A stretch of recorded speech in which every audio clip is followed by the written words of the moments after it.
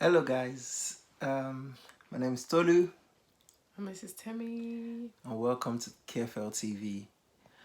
First and foremost, before we go into today's topic, we would like to say a very big thank you to everyone that's been commenting, sending us feedback.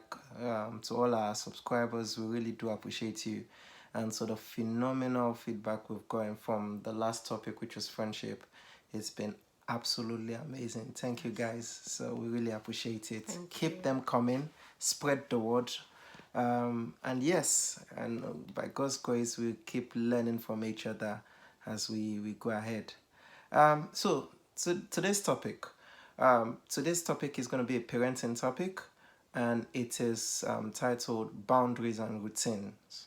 Boundaries and routines, and one of the key things for us anyway is the fact that we are we have not been parents before, if that makes sense, obviously.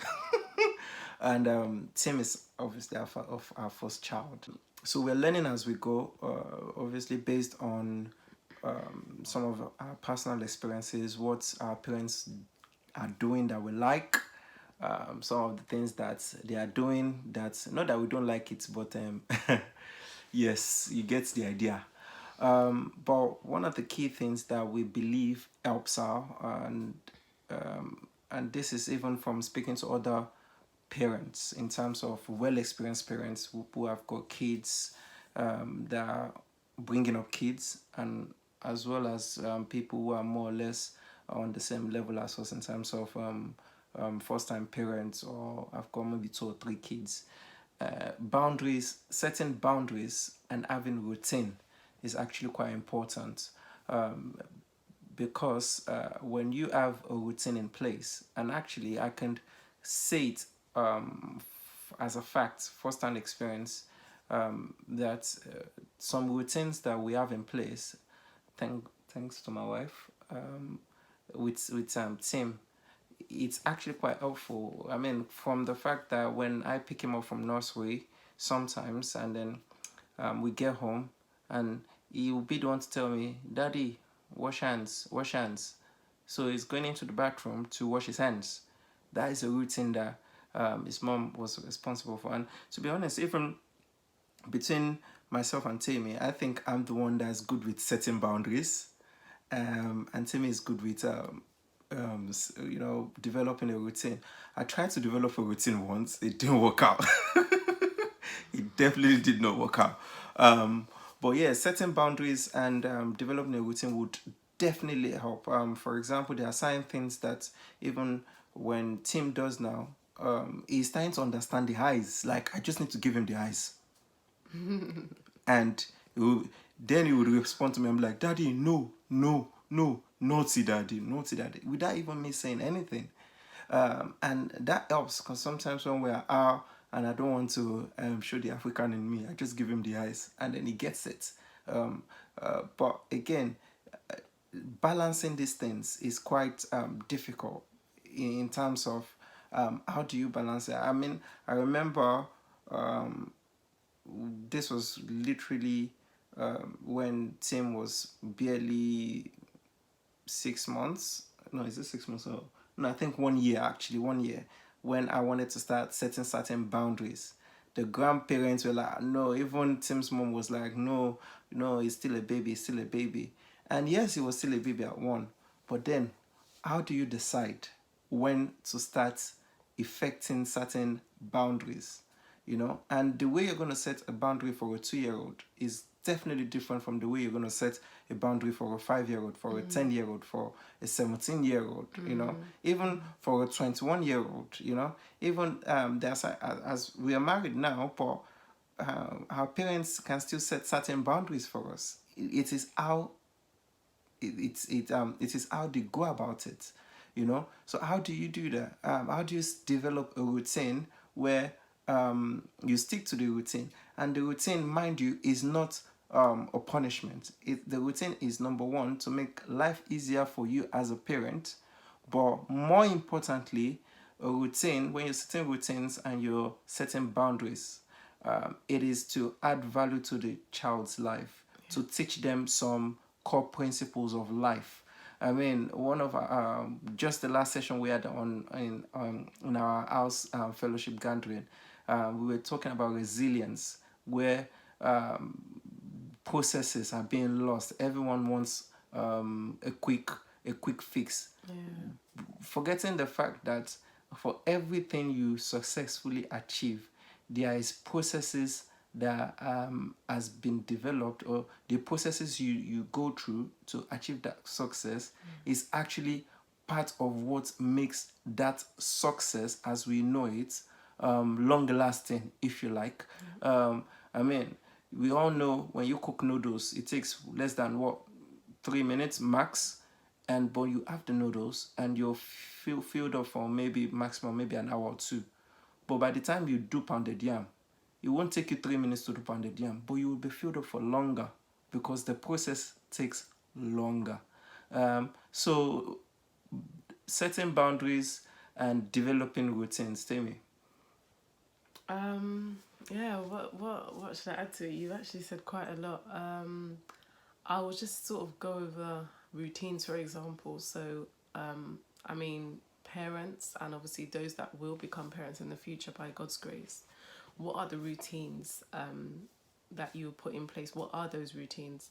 So for example, praying in the mornings, before you start your day as a family, praying at night before you go to bed as a family, even having, having some fellowship time, so sharing the words together as a family. I know it's slightly tricky with younger children, but you could always start off with like children Bible stories. And you've got a lot of them in simplified versions that you can even find online or even in bookshops, to start off with. Other things would be meal times. Do you actually have meal times together as a family? I do understand, obviously, sometimes with work, everyone has probably different work patterns, so it's a bit tricky. But the times you do have, maybe weekends, that's something to put in place to implement, spending time together as a family, like I said, praying, reading the word, meal times together, even leisure time together. So reading a book with your child, obviously reading the Bible too, but just reading a normal book with your child, asking them how their day is. Those are part of the things that you can implement, and all these things would actually help our children to grow up and be responsible adults. And obviously it will be something as parents that we'll be proud of as well. So the other thing I just wanted to mention, Proverbs 29:15, it says, to discipline a child produces wisdom, but a mother is disgraced by an undisciplined child. Oh, wow. So for example, if you don't put in boundaries with your children, if you don't discipline them, the likelihood is it would end up in disgrace. So it's not just what you do at home, but whatever you start off at home should be able to follow you right through to when you're out in the community, amongst family, amongst friends, at church, at school. When God disciplines us, obviously He allows us to experience consequences, and obviously we reap what we sow for the purpose of refining and developing us as individuals. And what discipline does is it promotes responsible living, and it also breeds humility in individuals as well. So those things are really key. I mean, speaking of that, even last Sunday, right, when we took Tim to the children's class. Oh yeah. Yeah, and church, he was crying for whatever reason. He really didn't want to stay. He just wanted to come with us to the main church, and I just I just like went down on my knees and more or less had a conversation with him, reassuring him, saying, listen, Tim. And literally, that's all I said to him. I'm like, Tim, don't worry, Dad and Mom won't leave you here. We're just going to church quickly and we'll pick you up when we're going home. I promise you we wouldn't go home without you. And that did the trick. And he just, even though he was so like restless and crying because he didn't want to stay for whatever reason, he actually by himself voluntarily now walked into class. Now, it's because there are certain boundaries that are in place. But having said that, even though we've set boundaries, it is not by to implement those boundaries is not by fire by force. It is not by shouting. It is not by screaming. Because it is important we mention that, because just because you've set a boundary and that boundary has maybe once a while the boundary has been what's the word I'm looking for now, it goes beyond, maybe the child goes beyond that boundary.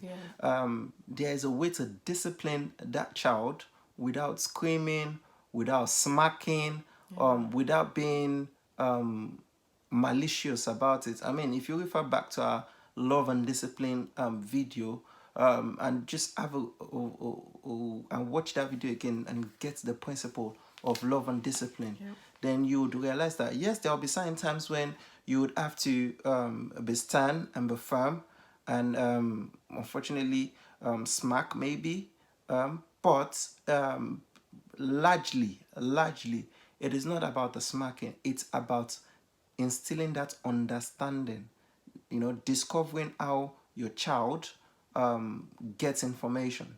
Once you discover how that child gets information, then you will be able to disseminate those information and communicate those whatever you want to communicate with that child.